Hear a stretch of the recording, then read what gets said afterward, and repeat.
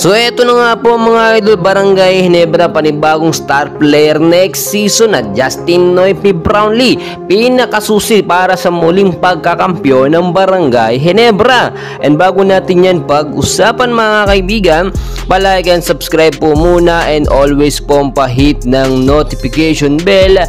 Maraming salamat po mga kaibigan. Inaabangan po ngayon ang panibagong sistema at adjustment ng Barangay Ginebra next seasons.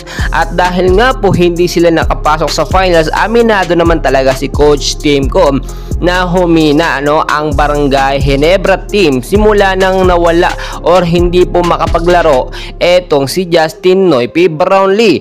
At aasahan, sinabi din po ni Coach Timco na ang nag-iisang pag-asa ng Barangay Ginebra para muling magkampiyon ay si JB.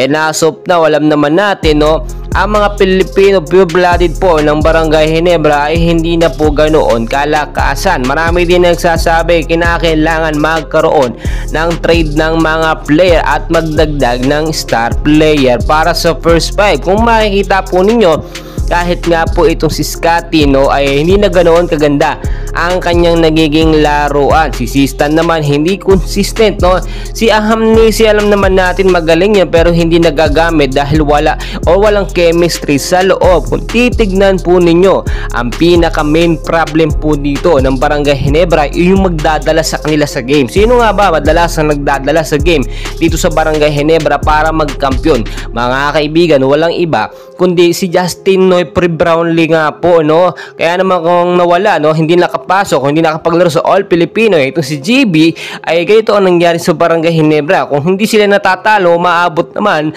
sa Game 7 ang kanilang mga nagiging laban. Kung titignan po ninyo mga kaibigan, yung sinasabi ko po na star player na idadagdag ng Barangay Ginebra ay mas magpapalakas sa kanila. Kung makakapaglaro po sana, eto si Jeremiah Gray next season ay masisigurado natin dagdag lakas po ito sa Ginebra team. At si LA Tenorio, kung mas mabibigyan pa ng mas mahabang playing time sa loob, malaki po ang kanyang maiambag. Dapat din po kasi hindi na pagsasabay ang dalawang big man sa first half para may kapalitan po at may naglalaro dito naman sa second half. Si Scotty Thompson, dapat iwasan po ang pagiging kabado dahil madalas nangyayari nasasayang yung bola. Hindi nakagaya ng laruan dati ni Scotty nung old games po niya.